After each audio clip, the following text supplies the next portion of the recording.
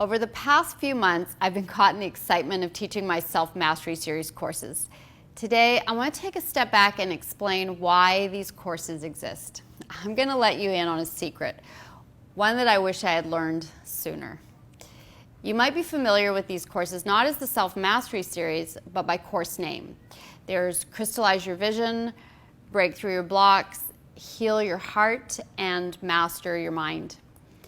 These 4 courses create a complete path to personal transformation and touch on every area of your life, from your personal goals to intimate relationships, because a fulfilling life is one where every area of your life is nurtured.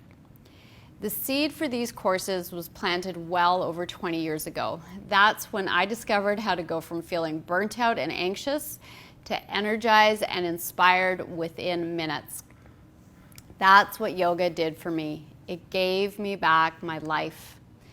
You see, burnout happens even when you're doing all the right things. I hit bottom while I was working in a successful career, in a great marriage, and a supportive family. How is that possible?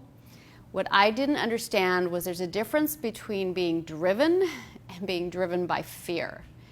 And I didn't understand the difference between ego-centered goals, goals that aren't really yours, versus heart-centered goals. I'll tell you more about that later and how you can change that with Kundalini yoga and chakra activation. Don't worry, it's not as weird as it sounds. Now let's get back to why burnout happens. Burnout happens when the distance between who you really are and how you're showing up in your life becomes so great that your body stops you in your tracks and says no more. It might say this by way of a panic attack, a relationship breakdown, job loss, illness, or fatigue so deep that you're not sure you can carry on. Now stick with me and I'll tell you about recovery another day. For now, I want to get back to my very first experience with yoga, my aha moment. I had 2 very profound emotions come up after my first class, which, by the way, was on VHS. One was curiosity, a need to understand what had happened, because after only 15 minutes of yoga, I felt like my world had shifted. The other was anger. I was angry at everyone who knew how transformational this work was and hadn't let me in on the secret.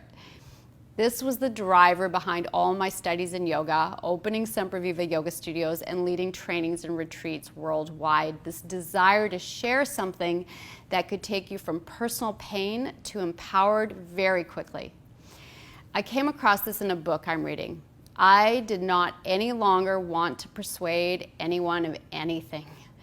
This really rings true for me today. What I say, believe, or think is irrelevant. The power is in the experience of the practice. Maybe you've reached a point where you're finally willing to give it a try. Yoga for me was a last-ditch effort to feel better after I tried everything else. I regret having waited so long and the unnecessary suffering I created for myself and my family. The world of yoga has let its students down by shrouding yoga in mystery or making it so physically complex and demanding that it feels unattainable. Some people still believe it's a cult or a religion. I'm here to tell you, you can do this. Any shape, any level of experience, any age. I'm here to offer you something stripped of dogma and easy to try. These practices pull you out of those dark places we can all fall into, and it does this fast.